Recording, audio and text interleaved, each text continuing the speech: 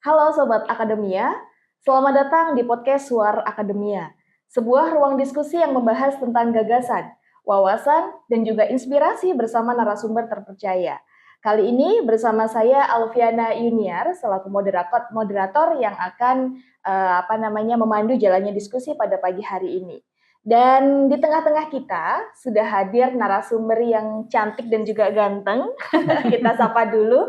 Yang pertama ada Ibu Maria Magdalena Widiantari SSMSI selaku Ketua Program Studi Ilmu Komunikasi. Selamat datang di podcast Suara Akademia, Ibu Maria. Halo Akademia. Dan yang kedua juga sudah hadir di tengah-tengah kita Bapak Angga Pramudia Pradana, SHMH. Beliau adalah dosen Program Studi Ilmu Hukum Universitas Merdeka Madiun. Selamat datang Pak Angga, senang bisa mengundang Anda di podcast kami. Oke, terima kasih. Bagaimana Bu Maria kabarnya hari ini? Baik sangat luar biasa. Cerah di luar, udaranya cerah, suasananya cerah, secerah kita juga. Iya betul. Kalau Pak Angga, sehat Pak? Alhamdulillah sehat. Alhamdulillah. Pak Angga sedang sibuk apa hari ini? Hari ini tadi kita ada beberapa agenda di fakultas dan ada beberapa kegiatan di luar untuk mewakili fakultas dan universitas. Iya, luar biasa Pak Angga sudah menyempatkan waktunya untuk berbincang-bincang dengan kita hari ini Sobat Akademia, tentunya dalam edisi Menghapus Jejak OTT. Nah, beberapa waktu ini Madiun sedang ramai dengan berita kasus tertangkapnya Wali Kota Madiun Pak Maidi ya. Nah, hari ini kita akan kupas tuntas. Sekiranya bagaimana kondisi atau Madiun ke depannya? Kita mulai dari Bu Maria terlebih dahulu mungkin. Bu Maria, menurut Bu Maria begitu ya, bagaimana melihat konstruksi kasus yang menjerat Pak Wali Kota hari ini? Ya, ini pertanyaannya konstruksi ya. Kalau bicara konstruksi sebetulnya saya tidak punya kapasitas untuk itu, tetapi saya ingin menyampaikan bahwa aduh ke distrak Mbak. Jadi OTT ini saya anggap sebagai satu situasi yang mencederai proses pembangunan di Madiun, gitu kan. Kita lihat belakangan ya, tahun-tahun belakangan ini selama kepemimpinan wali kota itu kan progres pembangunan itu sangat kelihatan gitu ya, sangat progresif ya. Sampai mulai dari masalah-masalah sosial misalnya, ada yang orang manula-manula yang kemudian dimasukkan di shelter itu Pak namanya ya? Wisma Lansia. Wisma Lansia itu ada, terus kemudian siswa yang diberikan laptop untuk membantu proses pendidikannya, terus kemudian ada bis sekolah juga gitu ya. Terus yang paling ikonik itu kan yang di PSC itu. Betul. Jadi ada bangunan-bangunan replika, ada replika Ka'bah ya. Ada Ka'bah, ada Singapura dan sebagainya ya. Artinya ada tagline Madiun Mendunia, itu kan juga satu progres yang saya pikir itu bagus. Nah, tetapi kemudian ketika kita dihadapkan pada kasus ini, rasa-rasanya ini kok sangat kontraproduktif dengan proses pembangunan yang sudah dilakukan. Jadi sayang sekali, ini memang mengejutkan dan juga mungkin saya sebagai akademisi juga agak quote-unquote-nya agak kecewa gitu ya. Artinya saya punya harapan besar bahwa Madiun ini akan semakin bagus, dan bahkan kepemimpinan beliau ini awalnya saya ingin jadikan ini sebagai satu role model. Kepala daerah itu harusnya seperti ini. Jadi harusnya dia memang paham daerahnya, terus kemudian dia juga paham apa yang dia akan lakukan di daerahnya. Supaya nanti bagaimana sih mengembangkan, memajukan kotanya, itu seperti itu. Jadi saya ingin menyandingkan sebetulnya profil Pak Maidi ini dengan Gubernur Maluku Utara itu ya, Bu Sherly Coanda itu kan dia memang bekerja sebagai kepala daerah dengan dia tahu persis apa yang dia mau lakukan, begitu. Jadi memang kalau menurut pandangan saya OTT ini terlepas dari apakah itu memang benar suatu kesalahan atau by design karena urusan politik saya tidak tahu, tetapi bahwa kasus ini memang sangat merusak citra citra ini yang sebelumnya sudah dibangun dengan sangat luar biasa ini gitu. Iya. Oke, kita ke Pak Angga nih Sobat. Kalau kita melihat ya kasus Pak Maidi yang tadi juga sudah dijelaskan oleh Bu Maria, ini mengapa modus dana CSR atau free project ini menjadi sorotan tajam KPK, Pak? Karena selama ini CSR itu hanya memiliki payung hukum untuk dikeluarkan. Tapi untuk digunakannya itu belum ada payung hukumnya. Karena penggunaan CSR itu terdapat dalam Undang-Undang Perseroan Terbatas, yaitu di mana sebuah perusahaan yang berusaha atau beroperasi di satu wilayah itu harus mengeluarkan corporate social responsibility atau apa yang dia berikan untuk lingkungan, baik itu untuk masyarakat, untuk alam, untuk pemerintahan, tempat berdirinya atau tempat operasionalnya usaha tersebut, supaya usaha itu juga bisa memakmurkan wilayah sekitarnya. Nah, seperti itu. Nah, kenapa di dalam kasus ini CSR dan fee proyek itu menjadi permasalahan yang diangkat oleh KPK? Karena penggunaan CSR dan fee proyek yang tadi saya jelaskan belum memiliki payung hukum, sehingga itu berpotensi bisa untuk memperkaya diri sendiri maupun kelompok atau golongan. Nah, ketika itu memperkaya diri sendiri atau kelompok, itu kan kegiatan tersebut dinamakan yang namanya korupsi, sesuai dengan aturan Undang-Undang Nomor 20 Tahun 2001.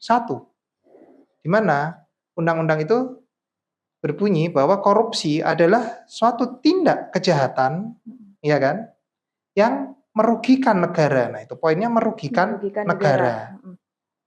Merugikan negara untuk memperkaya diri sendiri dan kelompok atau golongan tertentu. Nah, seperti itu. Namun dalam kasus ini, kalau menurut pandangan kami, karena CSR dan fee proyek ini menyangkut pihak swasta, maka negara tidak dirugikan. Nah, gitu kan? Karena negara tidak dirugikan. Sehingga kita tunggu aja dari KPK pasal apa yang akan dikenakan, ya kan? Karena kalau pasal itu dikenakan pasal tentang tindak pidana korupsi, pandangan kami selaku akademisi dari Fakultas Hukum itu kan obskur libe atau kabur. Nah, sehingga terdakwa berhak mengajukan banding. Nah, itu seperti itu. Jadi nanti kita lihat ini pasalnya apa, sehingga belum tentu seseorang itu di OTT itu pasti karena korupsi. Nah, kita lihat dulu, karena kalau beliau tidak bersalah, beliau pasti akan melakukan proses pra peradilan, sehingga terhentinya suatu tuntutan. Nah, itu sampai di situ.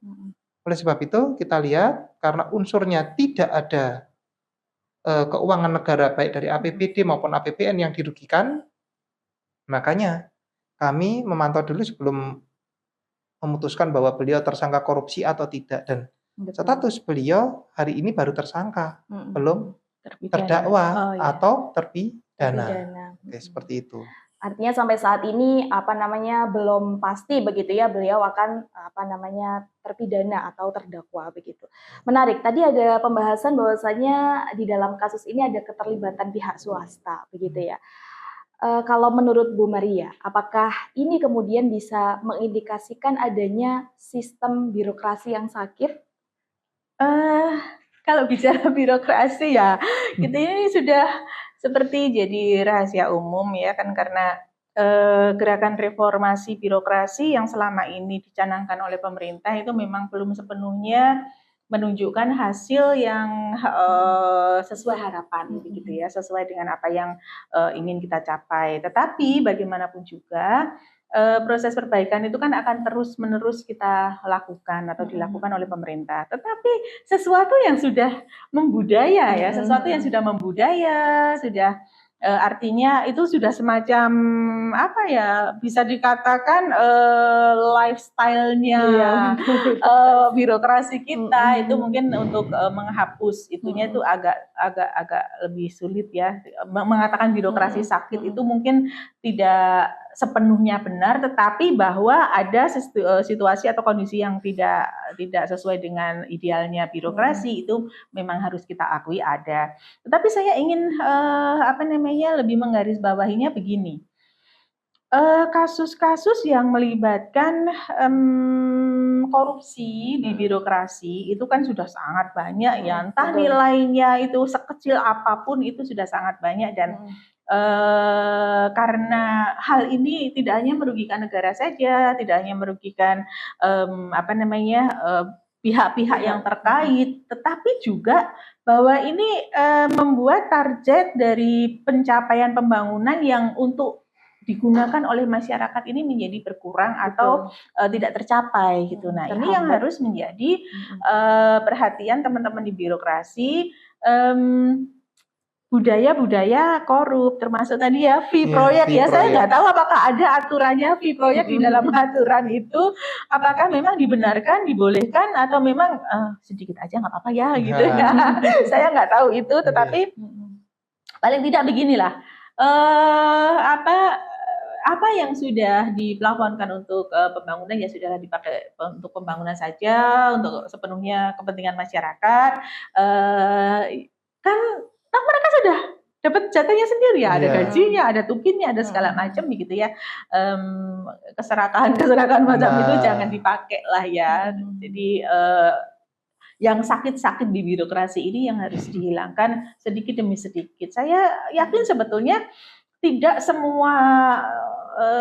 semua mereka yang ada di birokrasi itu punya karakter yang seperti itu. Ada oknum-oknum, tetapi kalau oknumnya banyak kan ya sama aja gitu ya Pak Angga ya. Nah, itu kalau sudah apalagi kalau sudah ini ya tersistematis ya di situ ya, itu yang memang harus dirombak. Saya pikir dengan banyaknya kasus itu ingatlah bahwa itu juga tidak hanya merugikan nama baik yang bersangkutan, tetapi juga ada keluarga, ada orang-orang terdekat yang juga nantinya akan terkena imbas itu, dan terlebih lagi masyarakatnya juga ini. Apalagi sekarang itu kan lagi eranya media sosial ya, era digital ya. Sekarang apa-apa bisa viral.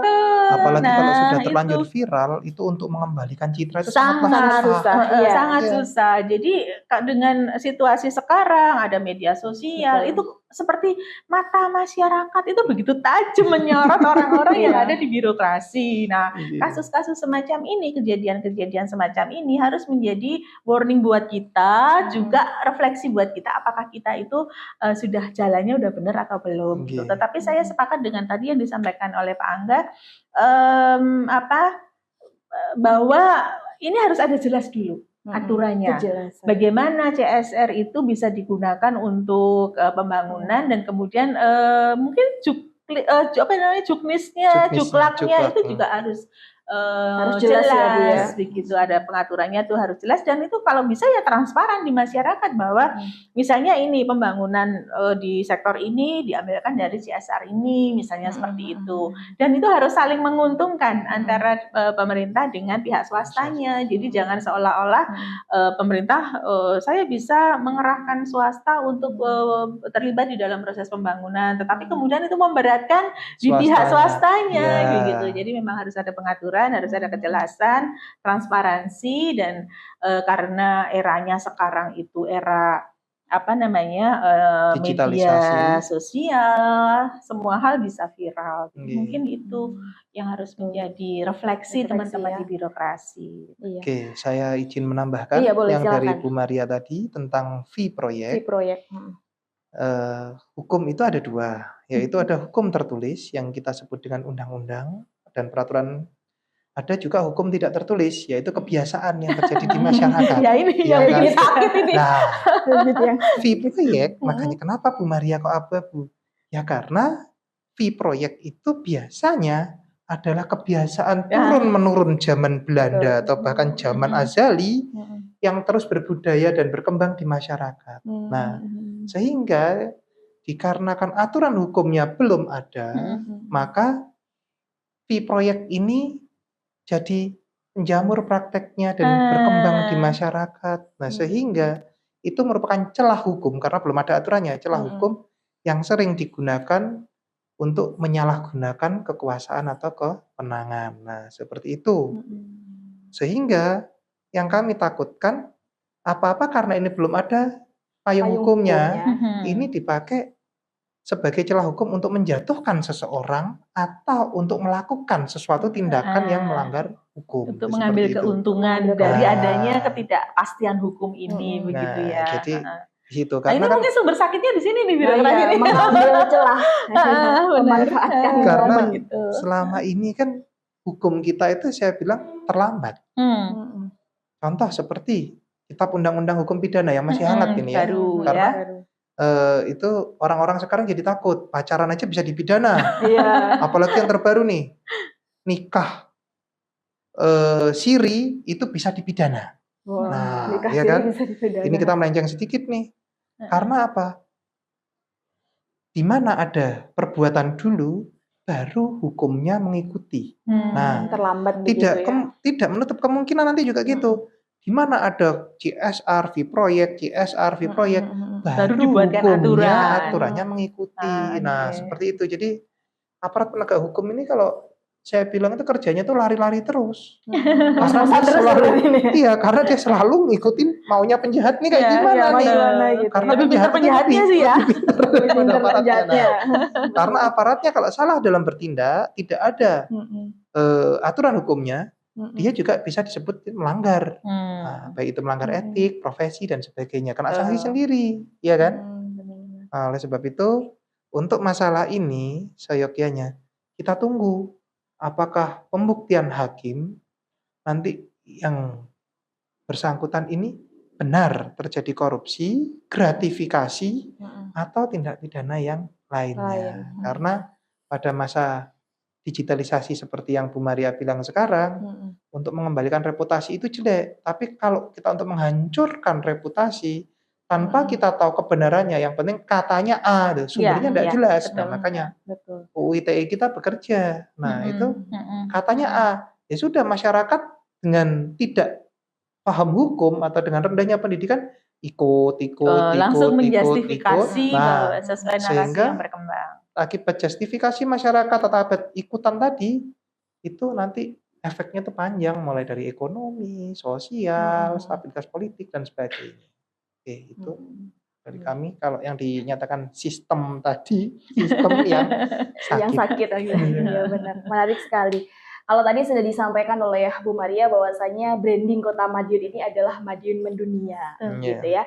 Lalu dengan adanya kasus ini, kalau kita berbicara tentang kelangsungan pembangunan kota, itu apakah kemudian ada kekhawatiran bahwa investor ini kemudian akan balik kanan dan juga ragu menanamkan modal di Madiun melihat situasi ketidakpastian kepemimpinan ini? Bu Maria seperti apa melihatnya?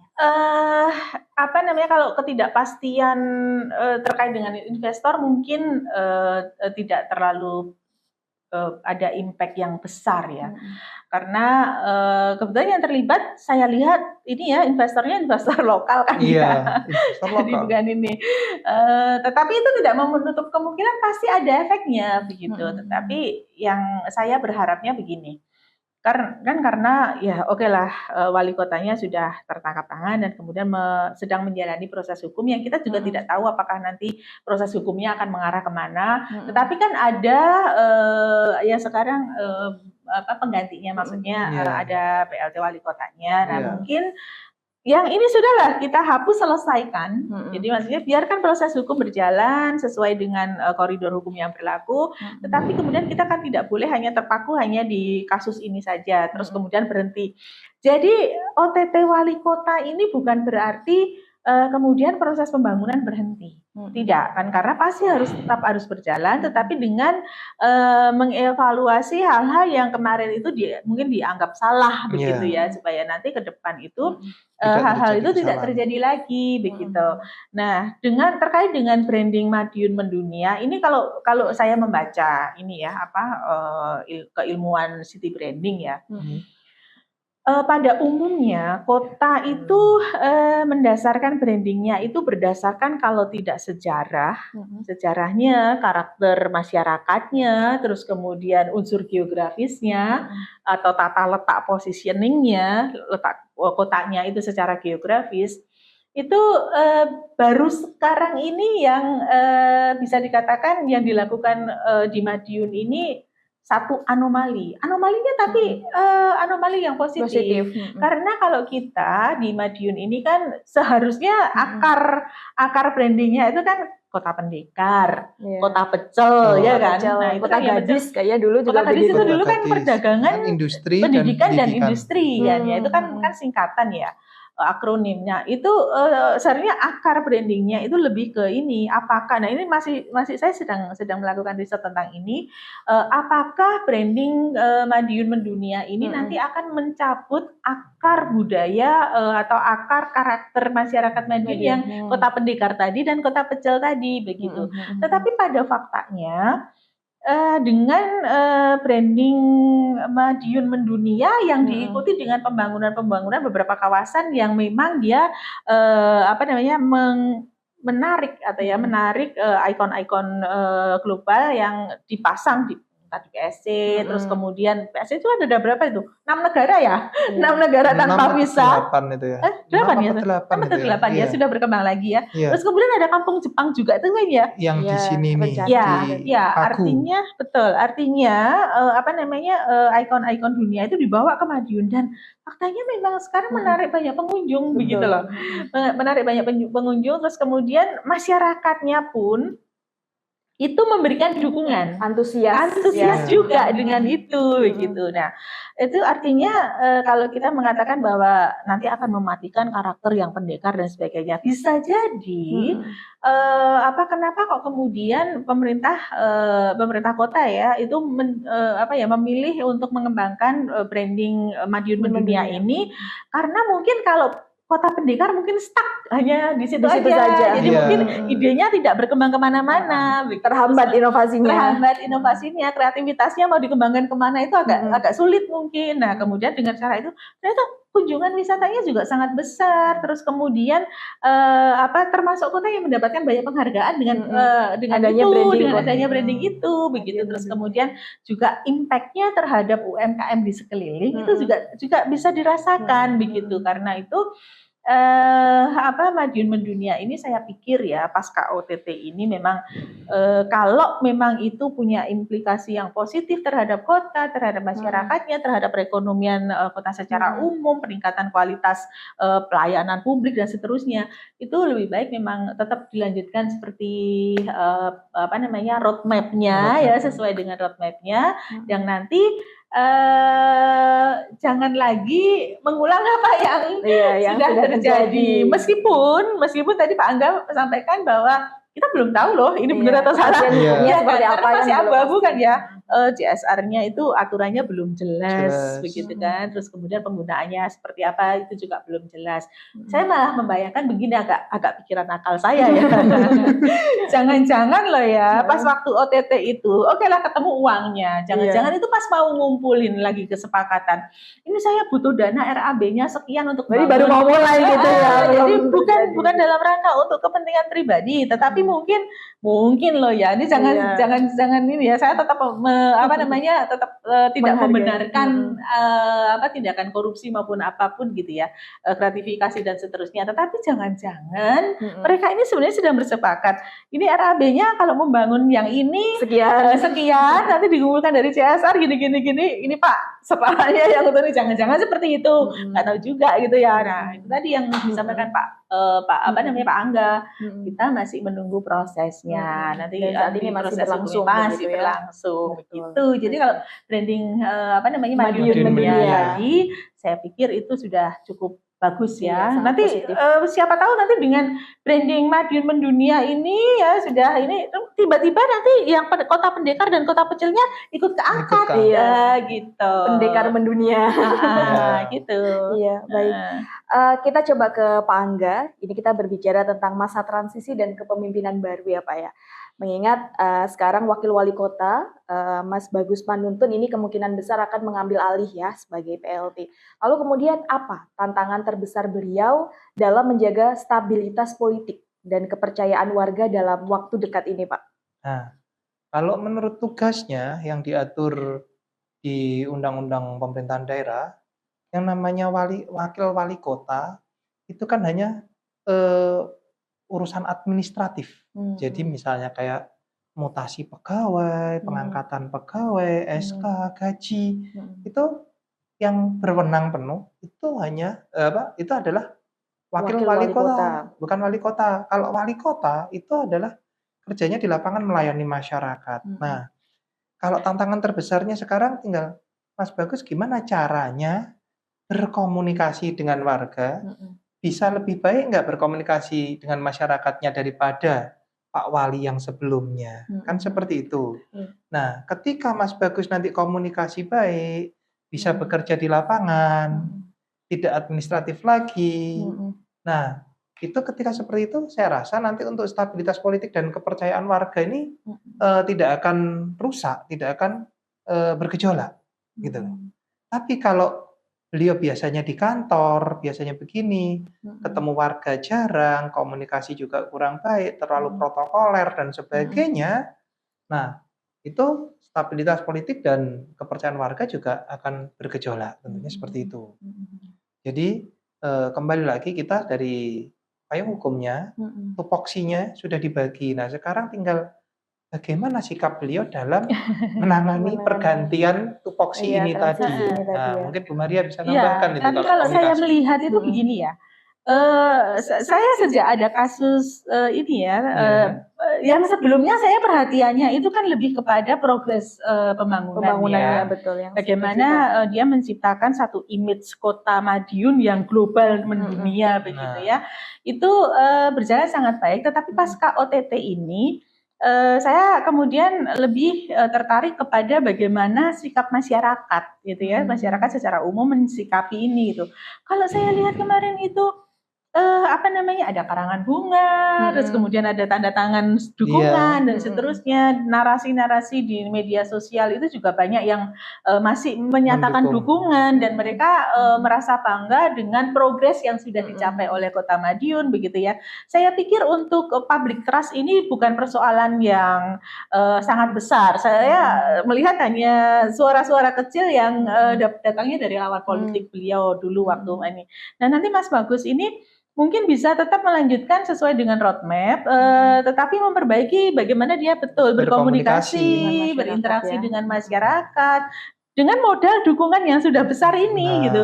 Kan karena kemarin itu kalau tidak salah perolehan suaranya 58% ya, sekitar 56 atau 58% itu angka yang cukup bagus ya, angka yang cukup besar dengan modal dukungan dan kepercayaan masyarakat yang sudah ada, mungkin dengan perbaikan, apalagi kalau misalkan nanti komunikasinya bisa melebar ke yang dulunya lawan politik, yang sekarang masih apatis, yang sekarang masih menganggap minor dan sebagainya, itu mungkin akan lebih baik. Gitu. Terutama pada oposisi ya Bu Maria ya, supaya tidak terjadi gejolak politik karena selama ini yang kita amati itu hubungan antara eksekutif dan legislatif ini bukannya saling mendukung tapi saling menjatuhkan. Walaupun itu hanya oknum, tapi di mana itu sangat berarti untuk istilahnya kalau orang Jawa bilang ya, karena ini kan Madiun ya, saya bilang Jawa. Istilah kan jegali kinerjanya yang sudah berjalan. Nah, makanya itu tadi ditegaskan Bu Maria lagi, gimana supaya Mas Wakil ini bisa menggantikan posisi Pak Wali atau bahkan lebih dari Pak Wali. Komunikasi dan interaksinya dengan masyarakat gimana? Karena dukungannya sudah ada. Tinggal beliau mengelola dukungan ini dengan baik, ya kan? Betul. Dan memanajemen dukungan ini sehingga nantinya tidak menutup kemungkinan beliau tidak hanya jadi PLT, bisa jadi definitif, bahkan mungkin bisa maju lagi di kesempatan berikutnya. Karena kan membawa inovasi baru. Iya, gitu ya. karena kebetulan kan Mas Wakil kan cuma baru 1 kali ini ya, 1 periode ya. Nah, menurut Undang-Undang Pemilu kita, itu kan bisa dipilih 2 kali berturut-turut. Nah, seperti itu. Jadi di sini sebenarnya adalah kesempatan Mas Bagus untuk membangun kepercayaan masyarakat terhadap dirinya dan untuk berinovasi untuk mengembangkan kota sehingga gejolak dari lawan politik dan masyarakat ini tidak terjadi. Kalau saya melihat karakter Mas Bagus ini, saya meyakini sekali ya bahwa beliau ini kan masih muda, terus dia cukup kreatif ya, cukup kreatif orangnya. Saya meyakini bahwa nanti untuk komunikasi interaksi dengan masyarakat ini lebih smooth lah, lebih smooth, lebih landai, lebih karena karakternya berbeda ya. Karakternya berbeda, sangat berbeda dengan Pak Wali Kota. Jadi mungkin kalau untuk kedepannya tertatanya bisa lebih baik lah. Artinya gaya kepemimpinan transisi yang diharapkan ini tidak hanya sebatas penambal lubang, tapi bisa memberikan inovasi atau gerakan yang baru begitu ya. Iya. Lalu kalau kita berbicara evaluasi dan juga harapan warga ya, apa kemudian langkah konkret yang mungkin bisa dilakukan oleh Pemkot Madiun untuk membersihkan citra kota korup dan mengembalikan kepercayaan masyarakat? Nah, ini siapa dulu nih? Monggo siapa? Mungkin dari Pak Angga dulu. Oke. Langkah konkret Kota Madiun dalam mengembalikan citra masyarakat supaya tidak disebut dengan kota korup, kedepannya mungkin kita akan lebih melakukan transparansi keuangan. Nah, di mana transparansi keuangan itu sangat sensitif sekali, ya kan? Apa-apa yang berhubungan sama uang itu kayaknya itu sensitif sekali, ya kan? Bahkan saudara aja, kalau kami selaku konsultan hukum, saudara aja itu bisa jadi pecah saudara karena uang. Apalagi ini masyarakat terhadap pemerintahnya. Nah, sehingga seharusnya nanti ke depannya itu terjadi transparansi keuangan.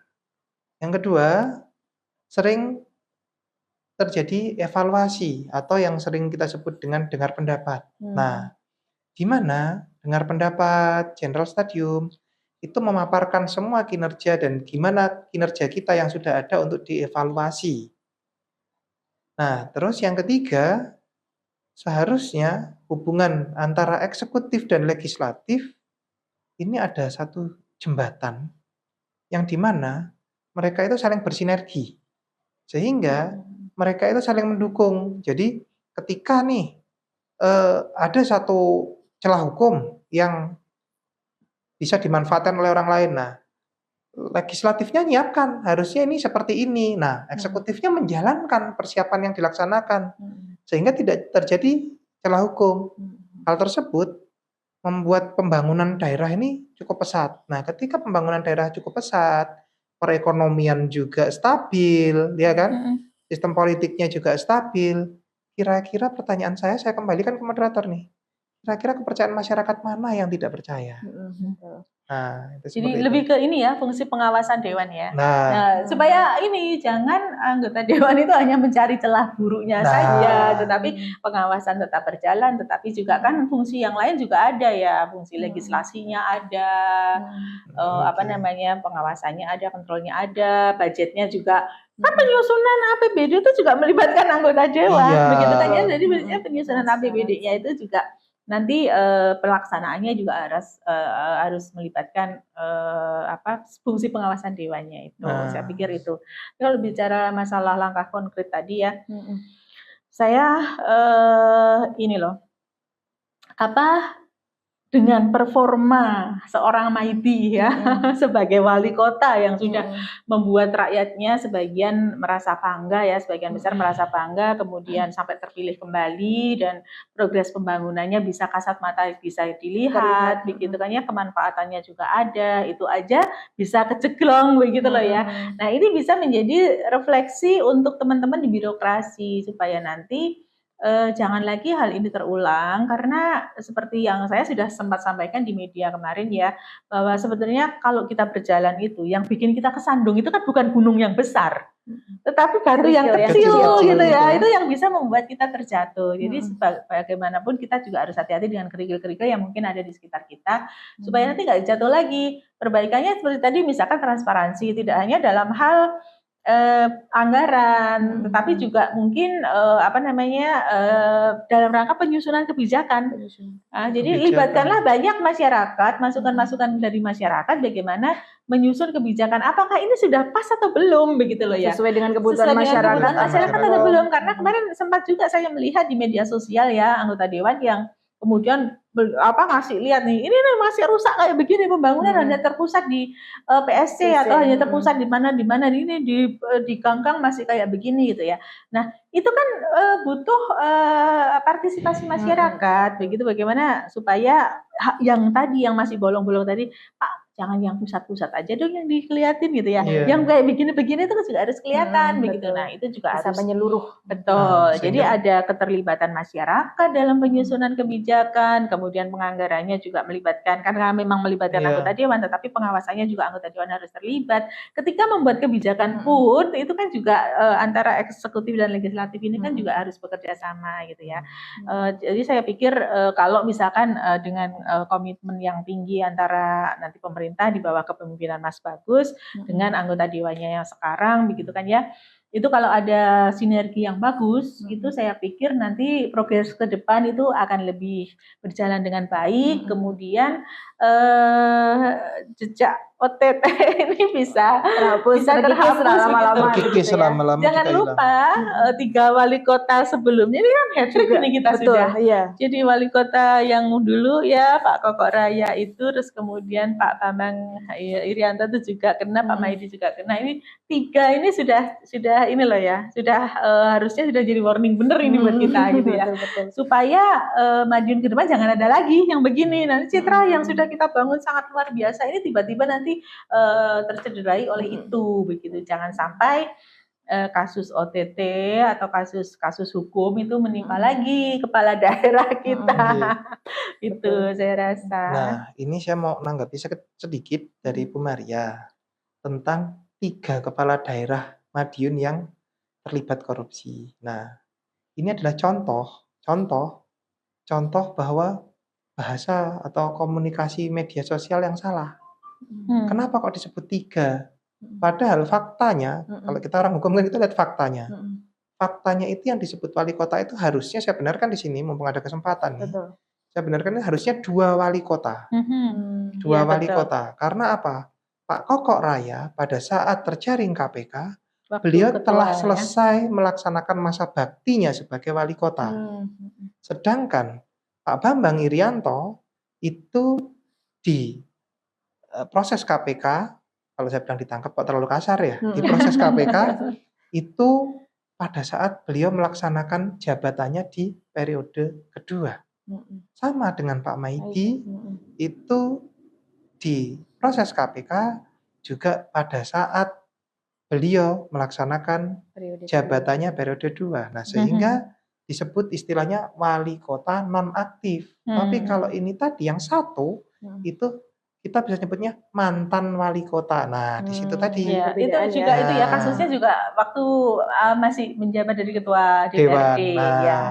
Jadi terlepas dari kasusnya, tapi itu bahasa media sosial yang salah dan di mana sama masyarakat yang kurang mengerti komunikasi itu istilahnya kalau dalam bahasa Islam kita sebut diimani ya. Jadi karena